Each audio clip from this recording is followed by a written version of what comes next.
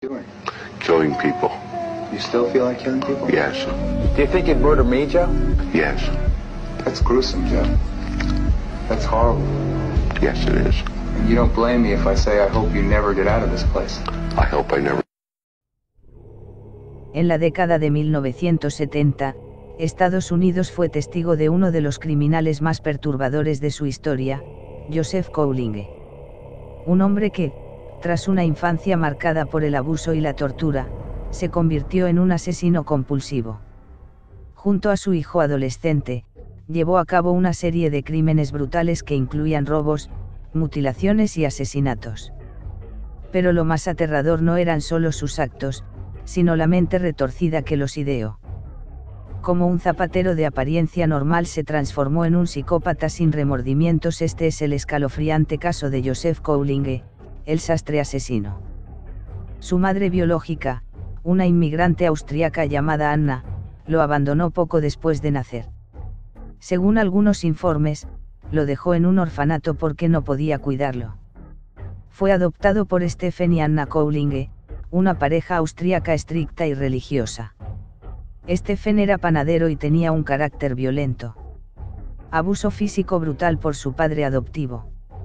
Stephen Cowling sometió al pequeño Joseph a castigos sádicos y ritualizados, quemaduras con agua hirviendo. Cuando Joseph cometía errores como derramar leche, su padre lo obligaba a sumergir las manos en agua hirviendo como lección. Esto dejó cicatrices permanentes y posiblemente contribuyó a su posterior obsesión con el dolor. Palizas con herramientas, lo golpeaba con cinturones, palos y otros objetos. A veces lo desnudaba y lo exhibía frente a otros niños para avergonzarlo. Su madre adoptiva, Anna, era emocionalmente fría y no intervenía para protegerlo, reforzando su sensación de desamparo. Durante un periodo en el que fue enviado a un orfanato católico posiblemente debido a problemas de conducta o negligencia de sus padres adoptivos, Joseph sufrió abusos sexuales por parte de niños mayores. Estos episodios, combinados con el maltrato en casa, lo llevaron a desarrollar una profunda desconfianza hacia las personas y una sexualidad distorsionada. Desde pequeño, Joseph mostró comportamientos perturbadores, disfrutaba torturando y matando gatos y perros. Tenía fascinación por el fuego y provocaba pequeños incendios. Alucinaciones tempranas, afirmaba ver y oír cosas que no estaban allí, un posible síntoma temprano de esquizofrenia. También desarrolló una obsesión por los zapatos, posiblemente porque su padre lo obligaba a trabajar en el taller de reparación de calzado de la familia. Más tarde, esta obsesión se vincularía con sus crímenes. A pesar de las señales de alarma, moretones, ausencias escolares, comportamiento antisocial, ninguna autoridad intervino para protegerlo. En esa época, décadas de 1930 a 40, el abuso infantil rara vez se investigaba, y los castigos físicos severos eran comúnmente aceptados. En su adultez, Cowling creía que Dios le hablaba y le ordenaba matar. Odio hacia las mujeres, muchos de sus crímenes fueron especialmente brutales con mujeres, posiblemente por el resentimiento hacia su madre biológica y adoptiva. Incapacidad para formar vínculos sanos, sus únicas relaciones fueron de dominación y abuso, como con su hijo Michael, a quien arrastró a sus crímenes. Cowling se casó con Betty Kosinski en 1952, con quien tuvo 7 hijos. Externamente, parecía un padre de familia trabajador, pero detrás de las puertas cerradas, su hijo Michael, quien luego participaría en sus crímenes, sufría palizas especialmente brutales. Acusaba a su esposa de infidelidad sin pruebas y la aislaba de amigos y familiares. Imponía reglas estrictas basadas en interpretaciones fanáticas de la Biblia, mezcladas con sus delirios. Cowling se casó con Betty Kosinski en 1952, con quien tuvo 7 hijos. Externamente, parecía un padre de familia trabajador, pero detrás de las puertas cerradas, golpeaba a su esposa e hijos. Su hijo Michael, quien luego participaría en sus crímenes, sufría palizas especialmente brutales. Comportamiento paranoico, acusaba a su esposa de infidelidad sin pruebas y la aislaba de amigos y familiares. Obsesión religiosa distorsionada, imponía reglas estrictas basadas en interpretaciones fanáticas de la Biblia, mezcladas con sus delirios. Delirios psicóticos y alucinaciones. A mediados de los 1960, su salud mental se deterioró rápidamente. Desarrolló una alucinación recurrente de un ser que le ordenaba matar en nombre de Dios. Cowling creía que este ente le daba poderes sobrenaturales, como invulnerabilidad. Creía que los zapatos eran prisiones para el alma y que cortar pies liberaría a las personas. En sus crímenes, a menudo mutilaba los pies de sus víctimas o les robaba zapatos como trofeos.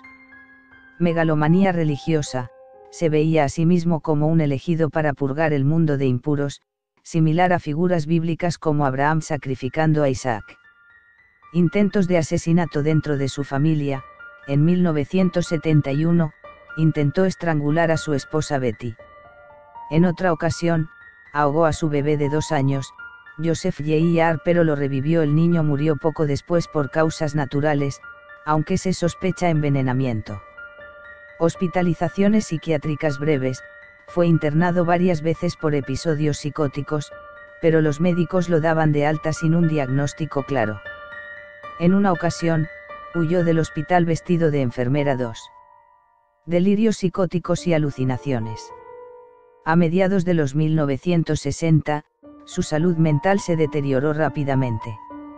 Desarrolló, el hombre del cuchillo dorado, una alucinación recurrente de un ser que le ordenaba matar en nombre de Dios.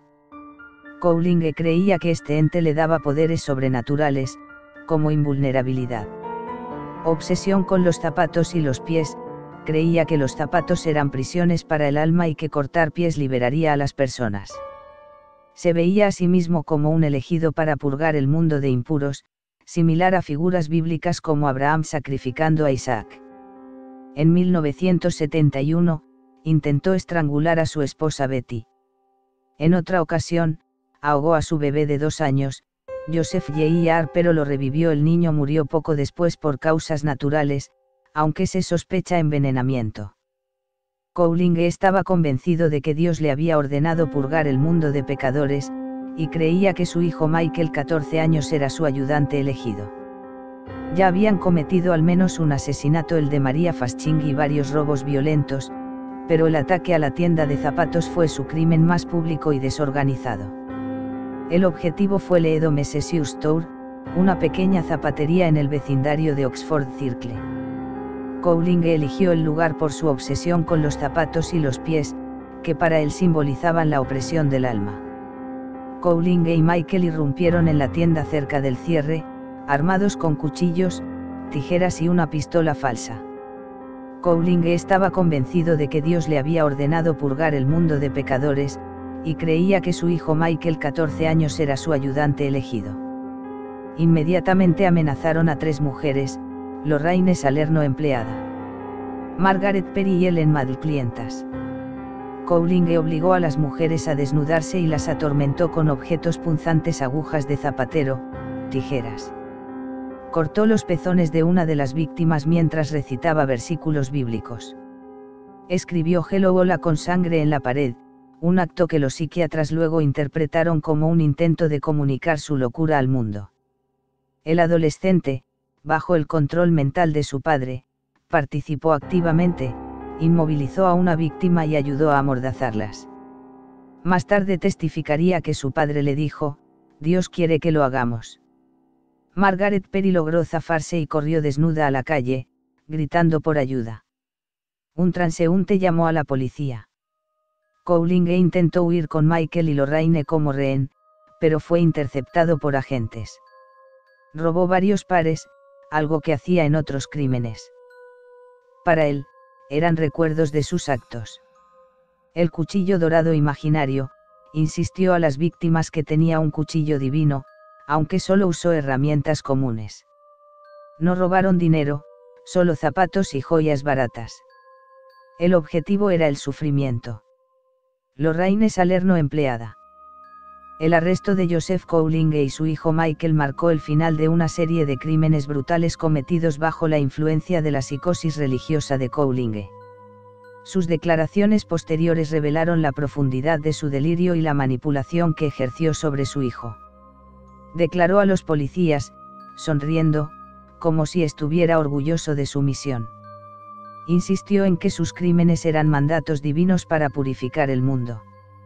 Siguió refiriéndose a su alucinación, un ser que le daba instrucciones para matar.